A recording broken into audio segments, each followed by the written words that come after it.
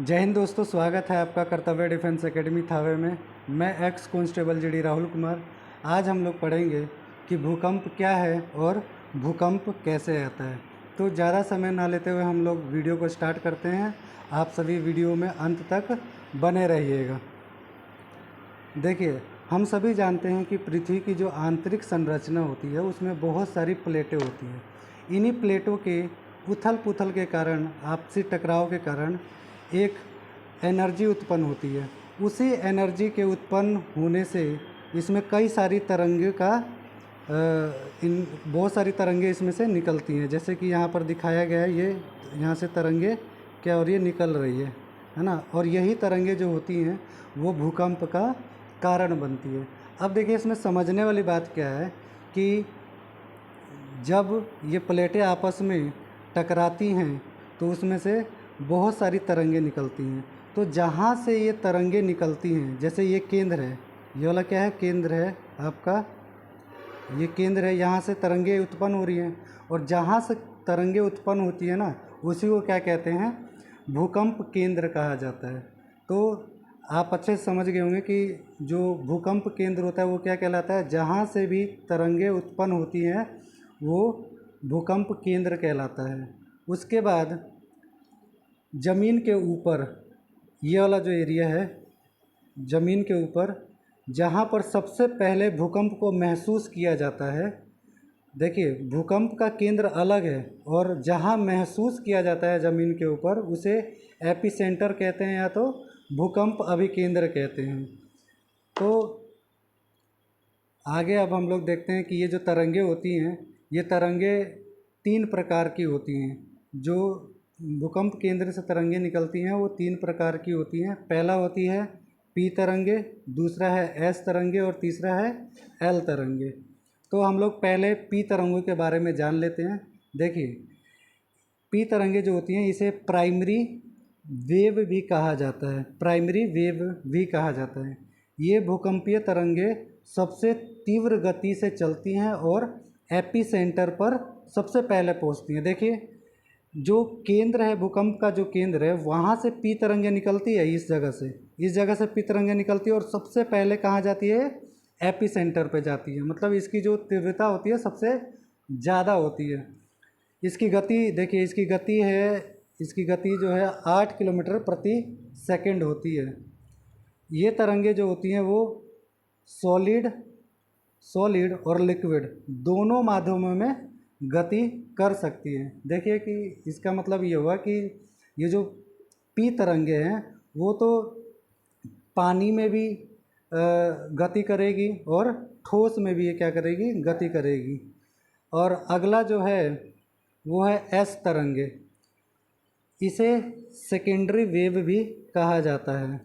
यह तरंगे सिर्फ सॉलिड माध्यम में ही गति कर सकती हैं, लिक्विड या तरल माध्यम में गति नहीं कर सकती हैं। देखिए, अभी हमने इससे पहले पढ़ा था जो पी तरंगे, वो क्या था कि दोनों में ही गति कर सकती थी, सॉलिड में भी और लिक्विड में भी। लेकिन जो ये एस तरंगे है ये क्या करती है, सिर्फ ठोस में ही गति करेगी, अन्यथा ये लिक्विड में गति नहीं कर पाएगी। मान के चलिए जैसे कि भूकंप का केंद्र ये है, अब यहाँ से ये एस तरंगे निकली और जब ये निकली तो इतनी दूरी में मान के चले कि यहाँ पर पानी है, तो ये पानी में क्या करेगी, गमन नहीं करेगी।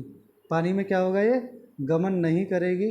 ये यहाँ से या तो टकरा के वापस आ जाएगी या तो उसका रास्ता बदल जाएगा।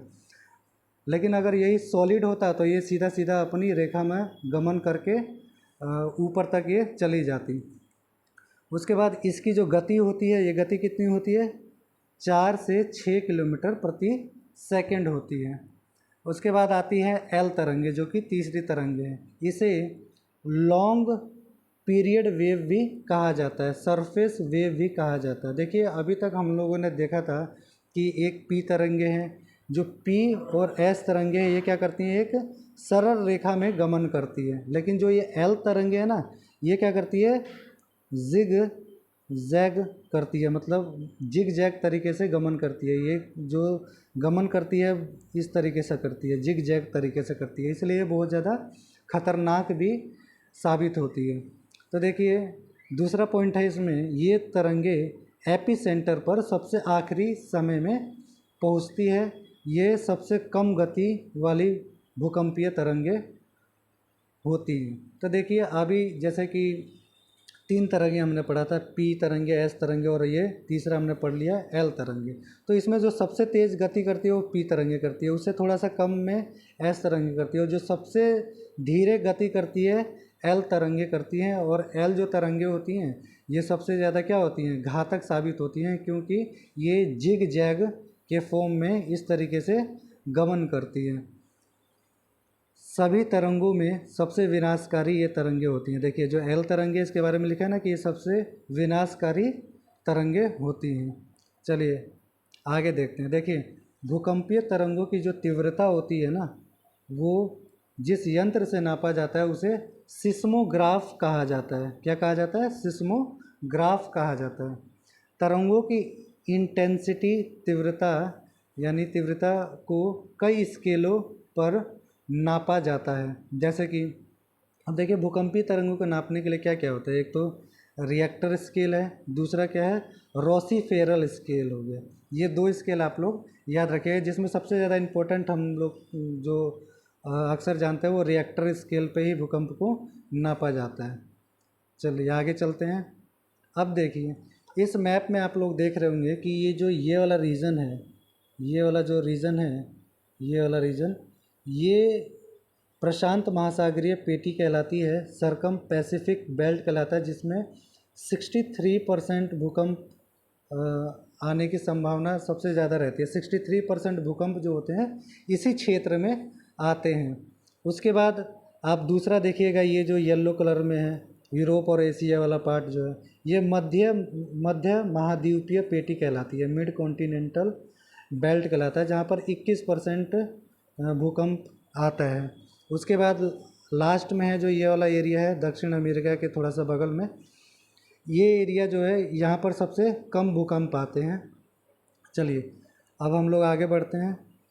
भूकंप आने के कारण, देखिए भूकंप आने के पहला कारण तो आपको पता लग गया है कि वो जो पृथ्वी के अंदर जो प्लेटें होती हैं उसके उथल पुथल के कारण ही भूकंप आता है। लेकिन उसके अलावा भी कई कारण होते हैं, जैसे कि पहला है आपका ज्वालामुखी विस्फोट से, ठीक है, ज्वालामुखी जब विस्फोट होता है तब भी भूकंप आता है। हिमखंडों में घिसकने के कारण, हिमखंड जो होते हैं उसके घिसकने से भी भूकंप की संभावना बनी रहती है। पृथ्वी की प्लेटों के असंतुलन से, पृथ्वी की असंतुलन से मतलब क्या हो गया कि पृथ्वी की जो प्लेटें होती हैं उसके खिसकने या टकराव के कारण ही क्या आती है, भूकंप आता है। ये तो आपको अच्छे से पता है। लेकिन यहाँ पर क्या कहा गया है कि जो पृथ्वी की प्लेटें का संतुलन होता है ना, जो या पृथ्वी की जब प्लेटें आपस में टकराती हैं तो उस टकराने को क्या कहते हैं, टेक्टोनिज्म कहा जाता है। जब पृथ्वी की प्लेटें आपस में टकराती हैं तो उस स्थिति को क्या कहा जाता है, टेक्टोनिज्म कहा जाता है। तो भूकंप का लगभग हमारा यहाँ पर कवर हो गया। अब आता है अगला क्या, सुनामी। तो देखिए सुनामी के बारे में हम लोग थोड़ा सा जान लेते हैं कि ये जापानी भाषा का शब्द है जिसका अर्थ है तट पर आने वाली समुद्री लहरें। जनरली आप लोग जानते हैं कि ये सुनामी जो होता है समुंदर में ही आता है ना। तो जो बहुत ज़्यादा तेज़ी से लहरें आती हैं वो सुनामी कहलाती हैं। जैसे कि भूकंप, समुद्र के अंदर में भूकंप आने से ही सुनामी आती है, ये इसका मुख्य कारण होता है। तो आगे हम लोग लाइन देखते हैं कि इसका अगला पॉइंट क्या है कि समुद्र के अंदर ज़मीन खिसकने या ज्वालामुखी के फटने के कारण महासागर में उत्पन्न होती है। ठीक है, तो समुद्र के अंदर ज़मीन जब खिसकती है तो ये भूकंप का कारण बनती है। दूसरा पॉइंट है समुद्र के अंदर भूकंप सुनामी का मुख्य कारण है। समुद्र के अंदर जो भूकंप आता है वो क्या होता है, सुनामी का मुख्य कारण कहलाता है। तो आज आप लोग अच्छे से भूकंप और सुनामी के बारे में जान चुके होंगे, और वीडियो को ज़्यादा से ज़्यादा सब्सक्राइब करिए, लाइक करिए एंड शेयर करिए। जय हिंद।